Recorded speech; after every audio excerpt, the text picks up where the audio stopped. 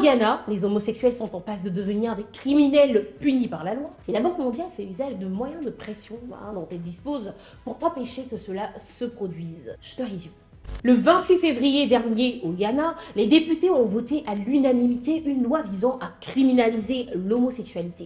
Le texte prévoit 3 ans d'emprisonnement pour toute personne s'identifiant comme homosexuelle et 5 à 10 ans d'emprisonnement pour toute personne se livrant à toute activité de promotion des valeurs ou de la culture LGBTQ. Selon Sam George, député ghanéen et principal défenseur de ce projet, il s'agirait de protéger ce que représente la culture ghanéenne, le Ghana en lui-même, et ainsi que l'innocence des enfants. Plus de 2 mois après l'adoption de cette loi par le Parlement, le président ghanéen semble tenter de gagner encore du temps puisqu'il n'a toujours pas signé ce projet de loi et à vrai dire, on peut le comprendre. Le problème avec ce projet de loi, c'est qu'il a plusieurs problèmes. Je vous explique.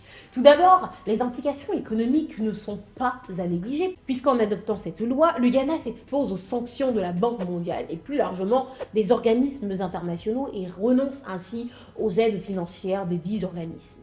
C'est le cas en Ouganda où la Banque mondiale a annoncé que plus aucun financement public ne serait apporté en raison de la loi votée contre l'homosexualité en 2023. La Banque mondiale justifie ces mesures par le fait que les lois contre les homosexuels vont à l'encontre des valeurs antidiscriminatoires qu'elle prône. Elle a affirmé, et je cite, « Nous croyons que notre vision d'éradiquer la pauvreté sur la planète ne peut se réaliser que si elle inclut tout être humain, indépendamment de la race, du genre ou de la sexualité. » Au Ghana, cette perte pourrait se chiffrer à 3,8 milliards de dollars selon le ministre des Finances, ce qui est plutôt lourd quand on sait que le Ghana peine encore à sortir d'une crise économique qui dure maintenant depuis plusieurs années.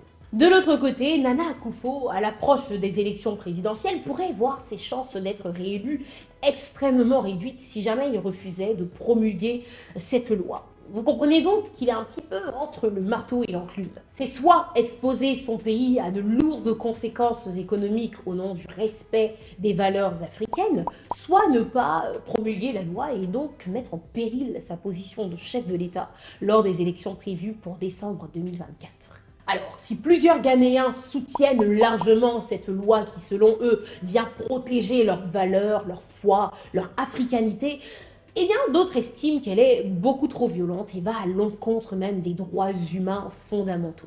La Cour suprême a donc été saisie à ce sujet et une première audience a été tenue ce mercredi 8 mai. Enfin, bref, de son côté, le président Nana Akufo a déclaré attendre la décision de la Cour avant de se prononcer sur ce texte dont les enjeux restent extrêmement importants.